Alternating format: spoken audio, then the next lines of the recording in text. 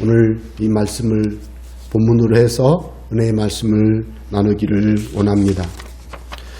여러분, 베드로를 생각하면 여러분께서는 어떤 장면이 떠오르십니까? 저는 베드로 하면 한 5가지 정도의 생각이 떠올라요. 그건 갈릴리 호수에서 예수님께 부름받던 마태복음 4장의 부름. 그런데 두 번째는 누가복음 5장에 물고기 많이 잡고 주여 저는 죄인입니다 하던 그 베드로의 그 모습 뿐만 아니라 주는 그리스도시요 살아계신 하나님의 아들이십니다 라고 고백하던 그 베드로. 그런데 잠시 후에 높은 산에 올라가서 예수님의 변화되는 모습을 보고 주여 우리가 여기 있는 것이 좋사오니 초막을 셋을 짓겠습니다. 하나는 주를 위하여, 하나는 모세를 위하여, 하나는 엘리야를 위하여. 그럴 때 구름이 안개같이 샥 덮어올 때 그 구름 속에서 이는 내 사랑하는 자니 너희는 그의 말을 들으라. 그럴 때 베드로가 막 그 이야기를 기억하고 베드로 후서 1장이 그걸 기록한 그런 장면, 굉장히 감동스러운 장면들이에요. 그런 장면들을 보면 베드로의 모습은 대단히 예수님과 친밀한 모습이고 참 우리가 볼 때도 흠모할 만한 영적인 어떤 리더다운 모습이다라고 생각을 저는 했습니다. 그런데 겟세마네 동산에서 예수님이 체포되시고 대제사장 뜰에서 재판받는 대제사장 집 밖에 그 뜰에서 모닥불 쬐다가 베드로에게 다가온 여종의 말을 듣고는 예수님과 같은 제자라고 하는 말을 들을 때 나는 예수를 모른다고 3번씩이나 부인하던 그 베드로의 모습은 모든 마음의 존경심이 사라질 정도로 충격적이었습니다. 그런데 여러분, 그런 베드로의 여러 가지의 모습이 생각나는데 오늘 우리가 읽은 말씀 속에서는 베드로의 모습은 이렇게 생각을 해보면 좀 달라요. 다르네 이런 느낌 있죠. 정말 다르시다. 어떻게 이렇게 사람이 바뀔 수가 있지? 이런 생각. 저는 그 생각을 이 성경 말씀을 준비하면서 계속 했습니다. 계속 그 마음이 나요. 그런 질문해 봤습니다. 어떻게 이렇게 사람이 바뀔 수가 있을까? 그 두려워하면서 예수님을 모른다고 저주하며 부인하던 그 베드로. 사실 마음속으로는 베드로가 예수님을 사랑했어요. 누가복음 21장에 보면 사랑했다고 고백하잖아요. 그런데 베드로가 아니 어떻게 그 부인할 수가 있나. 그럴 때 그 베드로의 약한 모습을 봤어요. 그런데 오늘 본문의 말씀을 보면 베드로의 강한 모습이 나타났습니다. 사람이 어떻게 이렇게 바뀔 수가 있는가. 저는 그래서 오늘 과연 사람은 변화될 수 있는가? 라는 질문을 해봤습니다. 여러분, 사람은 변화될 수 있는가? 생각을 해보시기 바랍니다. 오늘 저와 함께 이 말씀을 들으면서 사람이 과연 변화될 수 있는가? 이런 생각들을 한번 해보시고, 두 번째는 나는 어떻게 변화되어야 될까? 나도 변화되어야 된다면 어떻게 변화되는 게 좋을까? 이런 어떤 꿈을 한번 생각해 보시기를 바랍니다. 저는 어느 심리 전문가의 말을 찾아봤습니다. 우리 사람은 기질적인 특징이 있습니다. 이 기질이라고 하는 것은 자극에 대한 자동적인 정서적 반응 성향, 자극에 대한 자동적인 정서적 반응 성향. 좀 말이 어렵지만 그렇게 설명을 해요. 그 기질이 뭐냐? 어떤 사람은 바람이 부는 날, 하늘 높이 나는 독수리를 생각하는가 하면, 어떤 사람은 바람이 부는 날 풍랑에 바람에 막 이렇게 고통받는 사람을 생각할 수가 있는 것처럼 어떤 환경에 대한 반응이 저절로 나오는데 그게 사람마다 다르다는 거예요. 그런데 옳고 그름의 문제가 아니에요. 사람은 다 다르니까요. 그런데 이 기질이라고 하는 것은 유전적으로 타고난 것이고 그래서 바뀌지 않는다는 것입니다. 타고난 천성과 같은 것입니다. 그래서 이 기질이라고 하는 것은 받아들여야 된다. 어떤 사람은 성품이 기질이 뭐냐면 말을 빨리 하는 사람이 있어요. 무슨 이야기를 하는데 말을 이렇게 자꾸 이야기를 해서 지금 한 3문장, 4문장을 해야 대화가 끝나는, 내가 할 말이 끝나는데 한 문장밖에 안 했는데 벌써 아니라고 막 하는 분이 있어요. 그런 분은 기질적으로 좀 뭐랄까요? 급한 사람이잖아요. 기질적으로 급한 사람이에요. 옳고 그름의 문제가 아니라고. 이거는 특징이에요. 그 사람의 특징. 그래서 그거를 이해해야 돼요. 아, 이 사람은 기질적으로 좀 급해. 그걸 이해를 할 필요가 있다는 거죠. 그러면 성격이라는 게 있습니다. 기질은 바꿀 수 없지만 성격은 바꿀 수 있답니다. 성격은 환경과 상호작용 속에서 형성되기 때문에 바꿀 수가 있다. 이렇게 말합니다. 다양한 환경적인 요인들로 변화될 수 있는 부분이 성격이다 하는 것이죠. 그래서 오늘 저는 베드로가 이렇게 많이 변화된 모습을 우리가 지금 이 본문 말씀을 통해서 봤는데, 과연 베드로는 기질이 변하지 않는다고 한다면 이 성격이 변했다고 할 수 있는데 어떻게 이렇게 변할 수가 있을까? 그러면 우리 자신을 돌아볼 때 나는 어떤 기질적인 특징이 있을까? 제가 기질의 특징에 대해 설명하지 못하겠습니다. 시간이 없으니까. 그런데 나는 그러면 보통 우리가 생각할 때 기질과 성격을 우리 스스로 별로 구분을 잘 안 하잖아요. 그러니까 그냥 성격이라고 한번 생각해보면 내 성격은 바꿀 수 있다면서요. 그러면 성격을 어떻게 바꾸는 게 좋을까? 이거 있잖아요. 그래서 성격을 바꾸는 것이 좋다면 어떻게 바꿀까? 이 생각을 하게 되는 거죠. 그런데 여러분, 베드로 사도님은 자신의 그 두려워하는 마음, 이건 기질이라고 할 수는 없을지 몰라도 어쨌든 그 이전에 부끄러웠던 특성들이 있었던 그의 삶에 전혀 새로운 담대함으로, 그리고 예수님에 대해서 증언하는 베드로의 이 모습을 볼 때 성경, 구약 성경을 인용해서 해석하면서 설명하고 있는 베드로의 이 설교가요. 아, 베드로가 예사롭지가 않구나. 이 어떻게 이렇게 바뀔 수가 있나? 이 생각을 끊을 수가 없을 정도로 아주 마음에 남아 있습니다. 그래서 저는 베드로를 계속 살펴봤습니다. 베드로가 변했다는 거죠. 사도답지 않았던 베드로가, 부끄러움이 좀 느껴졌던 베드로가 전혀 새로운 아주 존경스러운 모습으로 설교하고 있습니다. 담대해졌습니다. 베드로가 어떤 모습이었는가를 살펴봤는데요. 제가 5가지 정도 이야기를 말씀을 드렸는데요.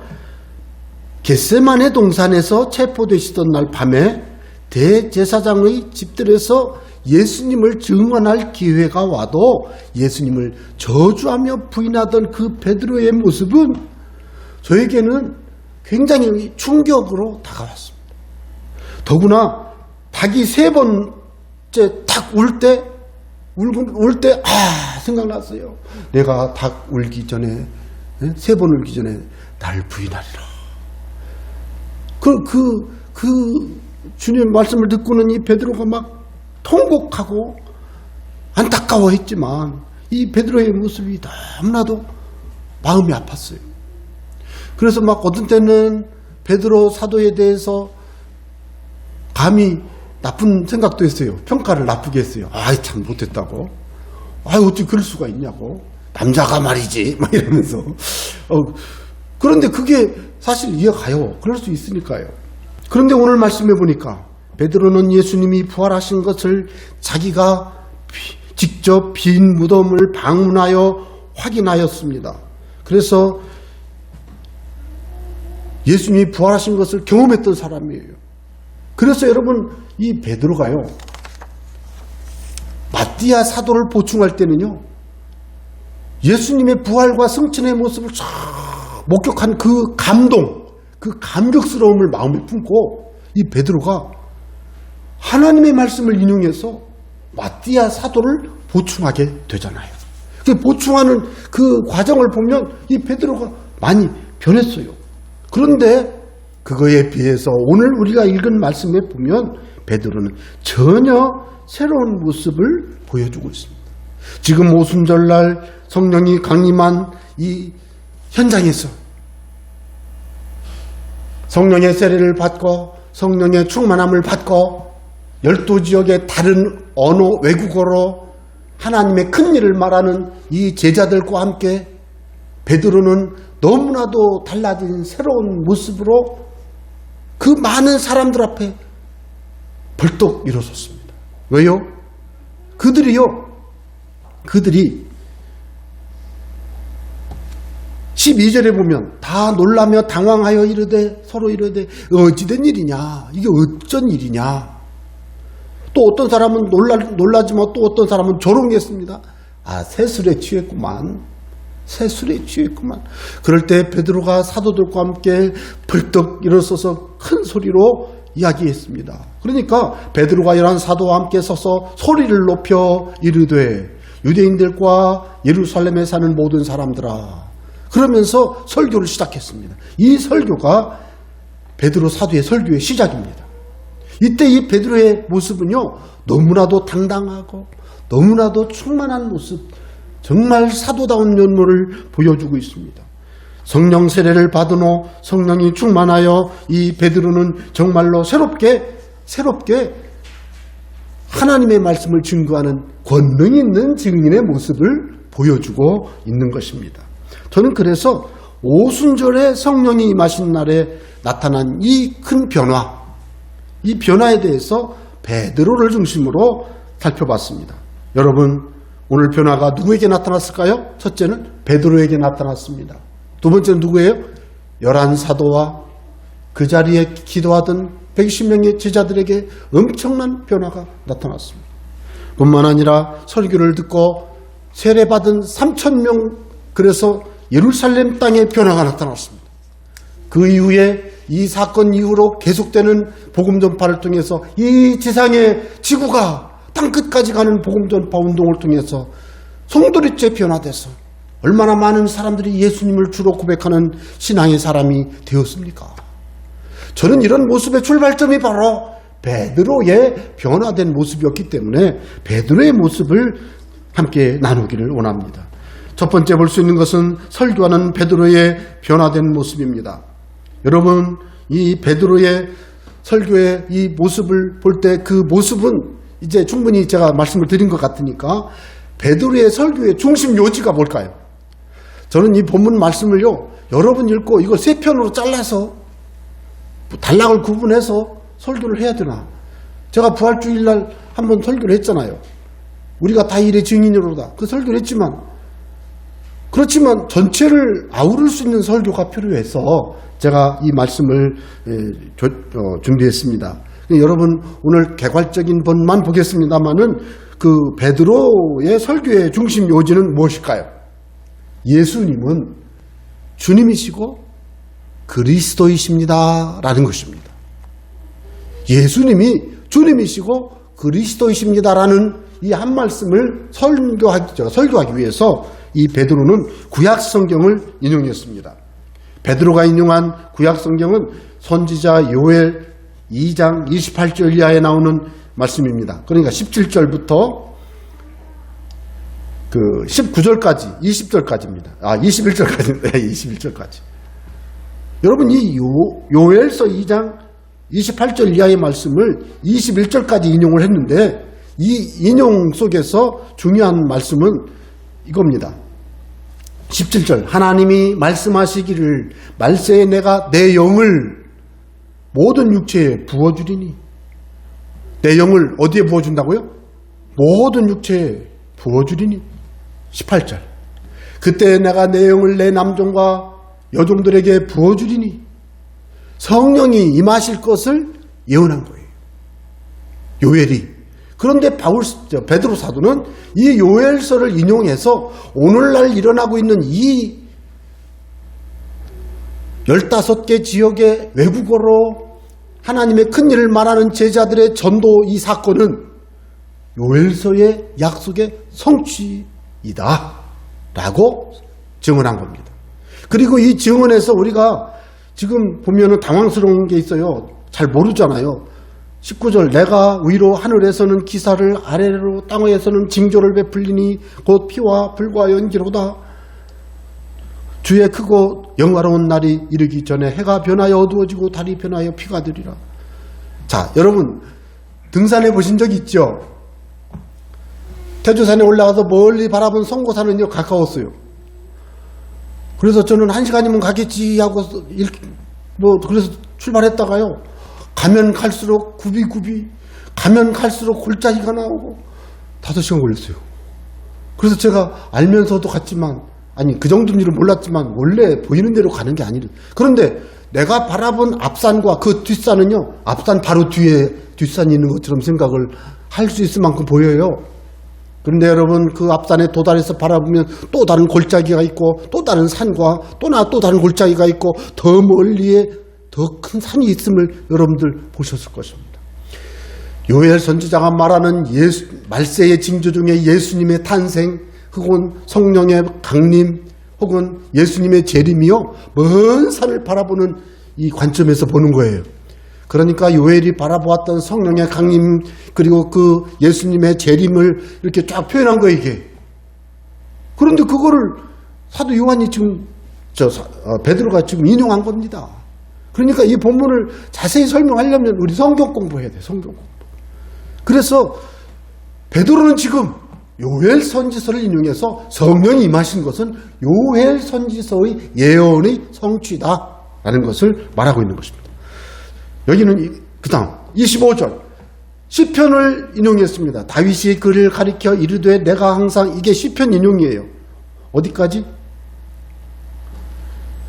28절 주께서 생명의 길을 내게 보이셨으니 주 앞에서 내게 기쁨이 충만하게 하시리로다. 이게 시편 인용이에요. 여기까지 다윗의 시편을 인용했어요.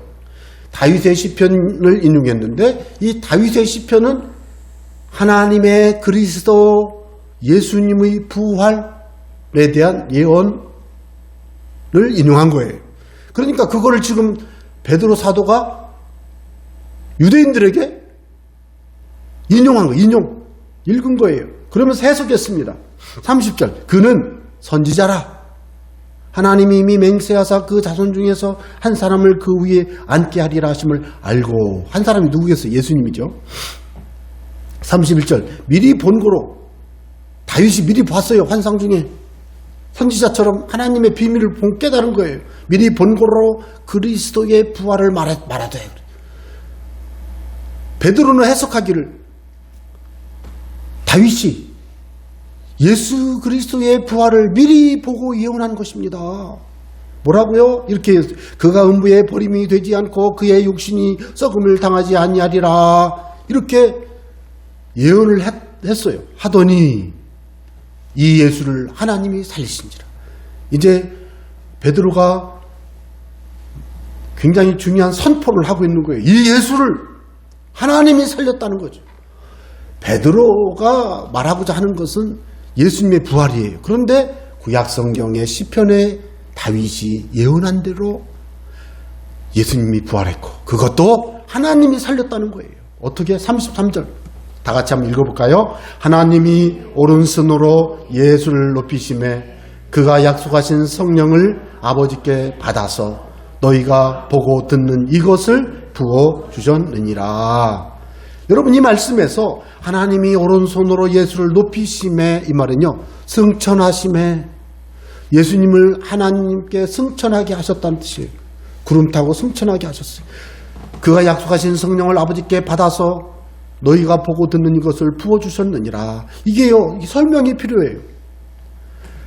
34절 다윗이 또 시편을 인용하는데요. 다윗은 하늘에 올라가지 못하였으나 친히 말하여 이르되 자 주께서 내 주에게 말씀하시기를 내가 내 원수로 내 발등상이 되게 하기까지. 이 발등상이라는 말은 우리 의자 같은 데 앉을 때 여러분 KTX 같은 거 타면 발 올려놓은 데 있잖아요. 그걸 발등상이라고 그래요. 발등상이 되게 하기까지 너는 내 우편에 앉아 있으라. 자, 다윗이 내 주에게 말씀하기를, 내 주는 그리스도를 말씀하는 거예요. 다윗은 육신의 예수님의 혈통적 조상이지만 육신으로 오신 예수님이 그리스도이기 때문에 그를 주라고 표현했는데, 주에게 하나님, 앞에 주는 성부 하나님이, 두 번째 주는 성자 예수님이죠. 내 우편에 앉아 있으라. 내 우편에 앉아 있으라. 여러분, 내 우편에 앉아 있으라는 말은 뭐예요? 하나님의 권세의 자리에 앉아 있으라.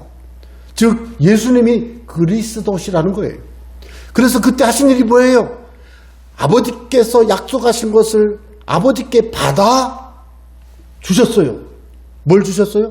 성령을 주신 거예요. 즉 성령은 이 땅에서 십자가에 피 흘려 죽으시고 죄와 싸워 사망을 이기고 마귀를 이기고 승천하셔 승리하신 예수님이 아버지로부터 상을 받아 성령을 받아 자기의 백성들에게 하사한 거예요. 이게 하사, 선물한 거예요. 그래서 성령의 선물이라고 그랬죠. 그러니까 베드로는 이 설교 요지 핵심은, 베드로는 이 성령은 십자가에 죽으신 예수님이 사망 권세를 깨고 부활하셔서 승리하심으로 하나님께 승천해서 하나님과 동등된 하나님 보좌 우편에 좌정하여 앉고 영광 중에 이제는 승리자로서 성부 하나님께 성령을 받아 제자들에게, 믿는 자들에게 지금 선물로 준 것이야, 이 뜻입니다. 그러니까 여기에서 강조하고 있는 게 뭘까요? 예수님은 주님이시고 그리스도라는 거예요. 그게 36절에 그렇게 나와요. 그런즉 이스라엘 온 집은 확실히 알지니 너희가 십자가에 못 박은 이 예수를 하나님이 주와 그리스도가 되게 하셨느니라. 여러분, 저는 이 말씀을 읽을 때마다 이 말씀을 읽으면 너무너무 감동스러워요. 여러분, 이 베드로의 이 설교 때문에요, 얼마나 많은 유대인들이 마음이 찔렸고 회개했습니까? 베드로는 이 한마디를 하고 싶었어요. 너희가 십자가에 못 박은 그 예수님이 지금 요엘에 약속한 성령을 보내주셔서 지금 성령이 만 거야, 이런 뜻입니다. 것입니다. 그렇게 말하고 있는 것입니다. 그 예수님이 부활, 성경의 예언입니다. 다윗이 시편에 말했고, 그 예수님은 하나님 우편에 앉아 계십니다. 다윗이 시편에 말했는데, 그분이 지금 하나님 우편에서 성령을 부어주셨습니다. 그런데 여러분은 그 예수를 죽였죠? 십자가에 못 박으셨죠? 여러분이 십자가에 못 박은 그 예수님이 주님이시고 그리스도십니다 라고 베드로가 설교하고 있는 거예요. 여러분이 베드로의 이 설교는 그 말을 듣는 유대인들과 예루살렘 사람들의 마음을 찔렀습니다. 마음을 찔렀어요. 왜요? 그 사람들 중에 상당수의 사람은 과거 한 57일 전에 예루살렘에 나귀 새끼를 타고 입성하는 예수님을 바라보고 겉옷을 벗어 바닥에 깔며 전에 종려나무 가지를 꺾어들고 호산나 호산나 다윗의 자손으로 오시는 이여 그러면서 우리를 구원하소서 외치던 그 많은 사람들이었는데, 한 50여 일 전에는 이 예수를 십자가에 못 박으라고 외치던 사람들이에요. 그 사람들 한 2년 3년 전에는 예수님이 오병이어의 기적을 행할 때 그 떡을 먹었던 사람들이에요. 과연 누군지는 솔직히 알 수는 없지만 그 사람들이라고요. 바로 이 사람들이. 그런데 그들에게 베드로가 설교하고 있습니다. 여러분이 십자가에 못 박은 예수를 하나님이 주와 그리스도가 되게 하셨습니다. 그럴 때 그들의 마음이 찔렸다. 여러분, 베드로의 모습이 너무나도 좋아 보입니다. 존경스럽습니다. 부럽다라고 하기보다 모범적입니다. 그래서 베드로의 설교를 바라보면서 우리의 생각 속에 우리는 어떤 생각을 하고 있습니까? 이것은 성령 세례 받은 증거입니다. 뭐라고요? 성령 세례 받은 증거. 또 있습니다. 성령의 충만함을 받은 증거입니다. 또 성령 권능 받은 증거입니다. 오직 성령이 너희에게 임하시면 너희가 권능을 받고, 분명히 말씀했잖아요. 아, 베드로의 이 변화된 모습이 어떻게 이게 가능했는가? 성령 세례 받고 성령 충만 받고 성령 권능 받아 가능한 일이었더라 하는 것입니다. 예루살렘에서 내 증인이 되리라, 그 약속의 말씀이 성취되고 있는 것입니다. 이제는 이 약속의 말씀처럼 예루살렘 교회 성도들은 온 유대를 향하여 증인이 될 것이고, 사마리아를 향하여 나가 증인이 될 것이고, 땅끝까지 가서 증인이 될 것입니다. 그 첫 번째 출발 예루살렘에서의 증인된 베드로의 모습을 우리가 보고 있는 것입니다.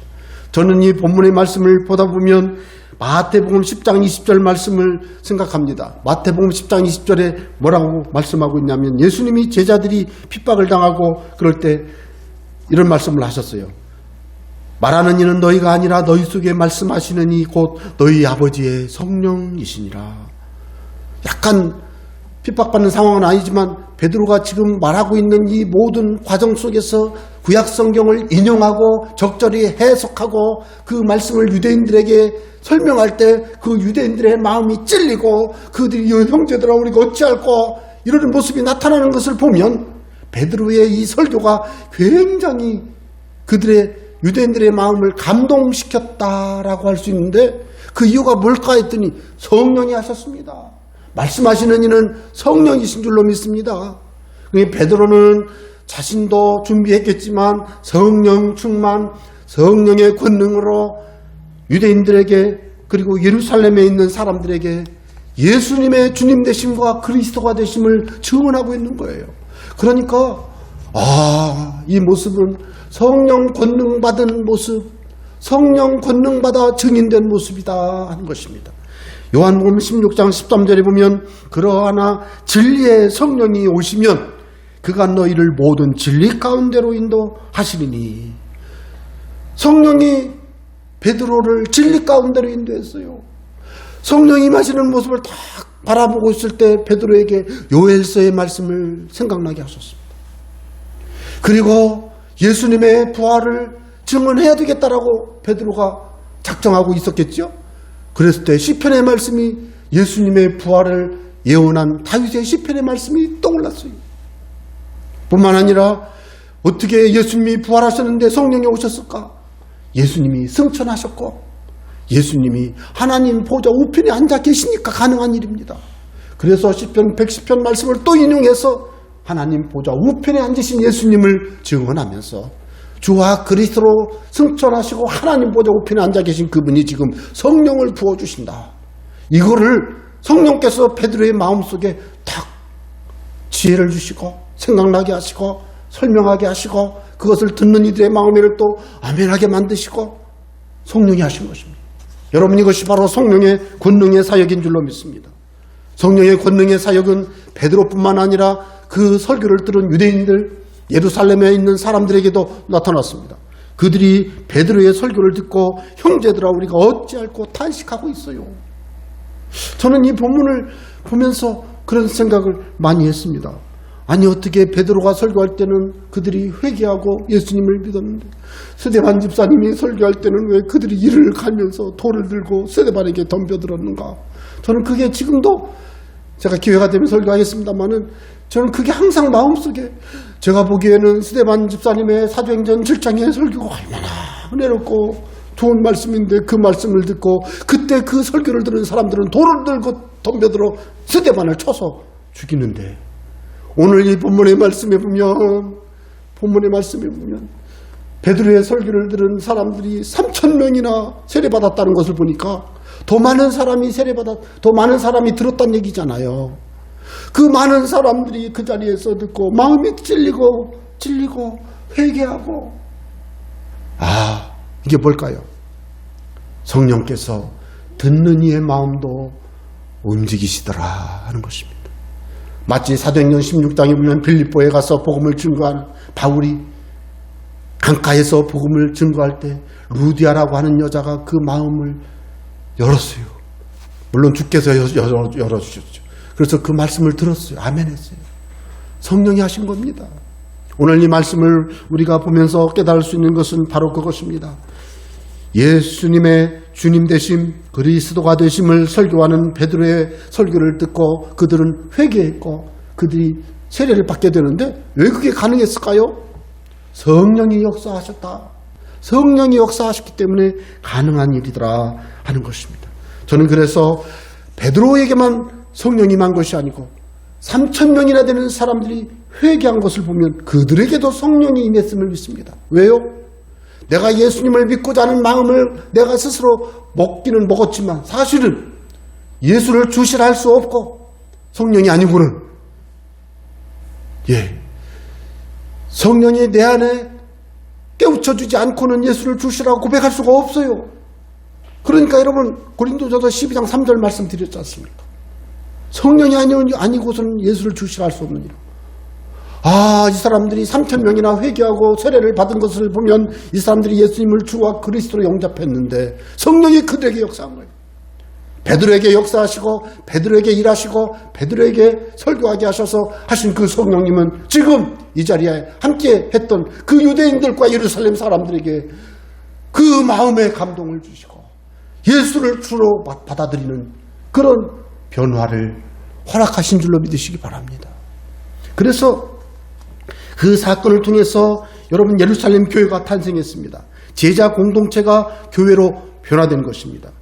여러분 이것은 바로 예수님이 말씀하신 음부의 권세가 이기지 못하는 교회, 내가 이 반석 위에 내 교회를 세우리니 라고 말씀하시던 그 내 교회, 예수님이 말씀하시던 예수님이 말씀한 내 교회, 즉 예수님의 교회가 탄생한 것입니다.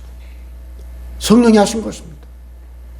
저는 그래서 베드로의 변화된 모습 성령이 하셨습니다. 3,000명이 회개한 그 유대인들의 변화된 모습 성령이 하신 것입니다. 예루살렘 교회가 탄생한 거 성령이 하신 것입니다. 여러분 지금까지 교회가 예루살렘 교회가 세워진 이후로 지금까지 계속 교회가 존재하고 이제 이런 예를 들면 두정동에 있는 우리 교회 같은 경우는 지역교회라고 말하기 좋게 지역교회 이렇게 말할 수 있어요. 어느 한 장소에 일시적으로 한 교회가 막 천년만년 있지는 않잖아요. 교회 세우기가 세우고 또 이렇게 그 교회들이요. 예수님이 계속 세워지게 만들어요. 계속.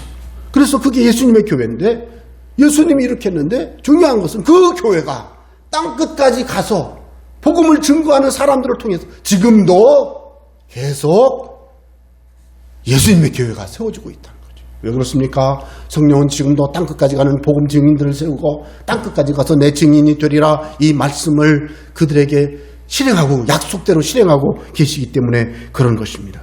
여러분 인류의 역사가 변화되었습니다. 교회가 인류 역사의 중심으로 변화된 것입니다. 왜? 이 땅에 교회가 세워지면서 인류 역사가 변했어요.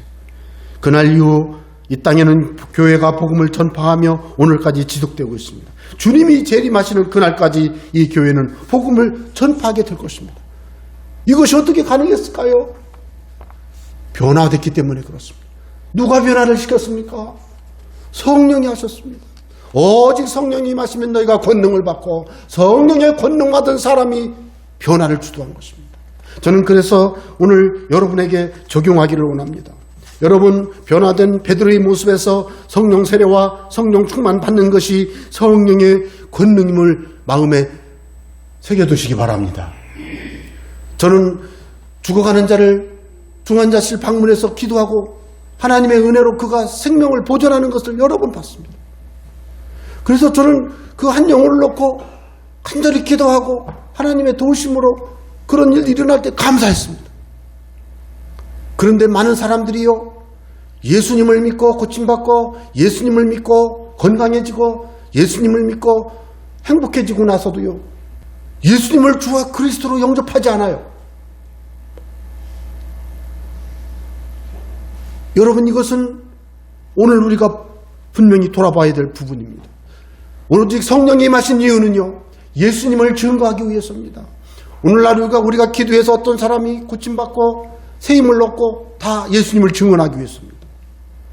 오늘날 우리의 삶에서 잊지 말아야 될 것은 바로 이 변화의 중심에 예수 그리스도의 그분을 주님으로 영접하는 신앙의 고백을 가져야 된다는 것입니다. 그래서 오늘 말씀에서 성령 세례와 성령 충만의 권능은 죽은 자를 살리는 게 아니에요. 병든 자를 고치는 게 아니에요. 예수님을 믿는 믿음인 줄로 믿으시길 바랍니다. 다 같이 예수님을 믿는 믿음. 성령의 권능은 복음 전파자 베드로에게 임해서 베드로를 완전히 변화시켰는데 베드로에게 담대함을 주셨고 구약 성경 인용할 수 있는 지혜와 해석할 수 있는 그런 신앙적인 통찰력을 주셨어요.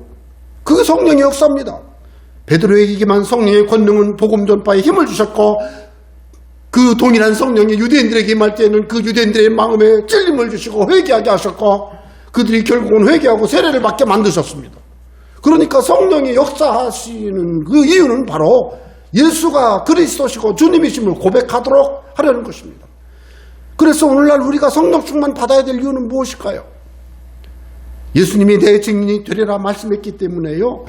하나님이 우리에게 성령 세례와 성령 충만함을 주시는 이유는 인류 역사 속에 하나님이 개입하시는 방법입니다. 하나님의 자녀들에게 성령 세례와 성령 충만함을 주셔서 하나님의 일을 하고 계신 거예요. 어떤 분이 그래요. 예수님에게 질문했지만 하나님의 일이 뭐예요? 요한복음 6장 29절에 뭐라고 말씀했습니까? 하나님께서 보내신 일을 믿는 것이 하나님의 일이니라.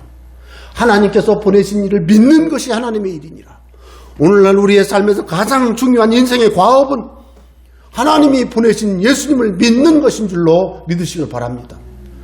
여러분 어버이날을 맞이해서 부모님에게 아주 막 보약을 해드리고 용돈 드리고 잘하셨어요. 방문해서 꽃 따라드리고 잘하셨어요. 예수님을 믿도록 그분을 섬겨드리는 것이 더 잘하는 줄로 저는 믿습니다. 여러분들도 그렇게 믿으시기 바랍니다. 왜 그렇습니까? 하나님의 일을 하는 것이기 때문에 그렇습니다. 예수 믿는 것이 가장 큰 복이고 예수 믿는 것이 가장 큰 행복이기 때문에 그렇습니다.